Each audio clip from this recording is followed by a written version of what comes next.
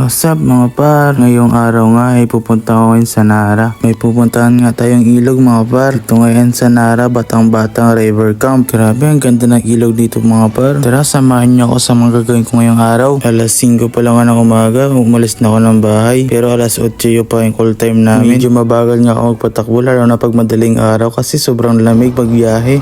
Buti na lang alas 7 pa lang nandito na ako sa Nara. Nakalimutan ko kasi magdala ng kutsara, tinidor tsaka plato. Kaya dumaan muna ako dito sa bahay namin sa Sandoval. Dito na ako sa bahay. Pagpasok ko wala nga tao. Yun pala, nag-outing rin sila sa Tinagong Dagat. Kumuha na lang ako dito ng mga kailangan kong mga gamit. Bali ayan lang, kutsara, baso tsaka plato lang. Bali ayan nga, inayos ko na yung mga gamit ko sa motor.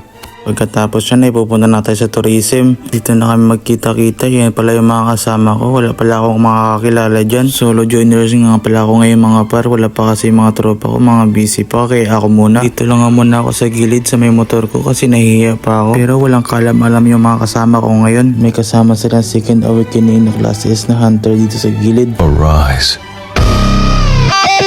Ayun mga par, nandito na nga pala tayo sa Ordua. Ito na mag-uumpisa ang ating alay lakad. Okay na nga sana ang lahat kasi lang bigla na lang umulan. Umulan ng 4 kantos. Grabe, sobrang dami. Mauubos kaya ito mamaya. Sinasali nga nila sa plastic bottle para mas madali nila dalhin tapos iwan nila yung bote. At ayan na mga par, umpisa na nga ng aming paglalakad. Bali yan nga pala yung outfit ko kasi mahihain kasi ako eh. Kaya nakatakip yung muka. Yan pala ang aming malalakas na mga porter. Okay ka boy? Grabe, sobrang init nga dyan ngayon. Pero okay lang yan, baliwala lang sa mga classes na hunter. Dito na nga kami sa banda sa may ilog. Yan po yung mga dadaanan namin, mabato tsaka tatawid pa kami sa ilog.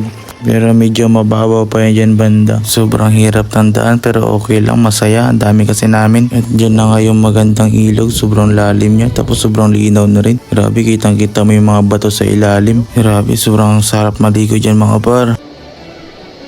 Naghinto nga muna kami dyan mga par. Para dyan kami maligo muna. Tsaka magkain na rin ng tanghalian. At pagtapos nga na maikling pahinga, lakad na naman kami mga par. Sobrang tirik na nga dyan ng araw pero okay lang yan. Paiba yung mga dinadaanan namin. May ilog, may gubat, may pataas, may pababa. At narating na nga namin kung saan kayo magka-camp. Di pa nga tayo yung pinakadulo pero dito na rin kayo mag-stay. Mas okay na rin daw naman dito mag-campsite. Tawag nga pala nila dyan, Pader, Wall Maria.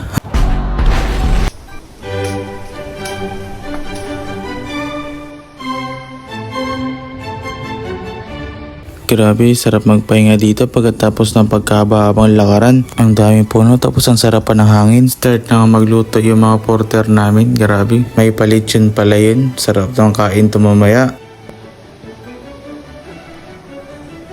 At gabi na nga, malapit namin kumain. Wow, ang dami nilang naluto. Kahit limitado lang yung gamit nila pero mukhang masasarap yung niluto nila. At kakain na kami dyan mga par. Kanya-kanya sandukan na lang. Yummy, grabe sarap mga par. 10/10. Sa wakas, nakalaya